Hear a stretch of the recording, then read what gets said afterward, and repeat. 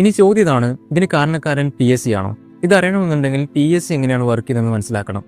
ഓരോ ജോലികൾക്കും അതിൻ്റെതായ ബോർഡുകളുണ്ട്. ഉദാഹരണത്തിന് SI ആണെങ്കിൽ Kerala police department, KSRTC driver ആണെങ്കിൽ KSRTC, LPST UPST ആണെങ്കിൽ അതത് ജില്ലകളുടെ DD എന്നിവരാണ് ഒഴിവുകൾ PSCയിലേക്ക് റിപ്പോർട്ട് ചെയ്യുന്നത്.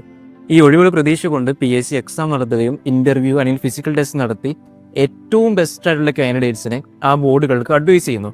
ഈ അഡ്വൈസ് ചെയ്യപ്പെട്ട ആളുകൾ അപ്പോയിന്റ് ചെയ്യുന്നതും അവർക്ക് സാലറി കൊടുക്കുന്നതും ഈ ഒഴിവുകൾ റിപ്പോർട്ട് ചെയ്യുന്നതെല്ലാം ആ ബോർഡുകളാണ്. ഈ ബോർഡുകൾ നിയന്ത്രിക്കുന്നത് ഗവൺമെന്റ് ആണ്.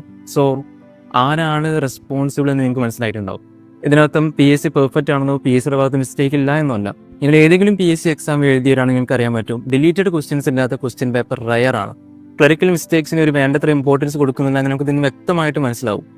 ഡിലീറ്റഡ് ക്വസ്റ്റ്യൻസ് നമുക്ക് പിന്നെയും പോട്ടേന്ന് നോക്കാം, കാരണം അതെല്ലാവരെയും ഒരേപോലെയാണ് എഫക്ട് ചെയ്യുന്നത്. പക്ഷേ ഒരു കാരണവശാലും ന്യായീകരിക്കാൻ പറ്റാത്ത മിസ്റ്റേക്സ് PSCയുടെ ഭാഗത്ത് ഉണ്ടാവാറുണ്ട്.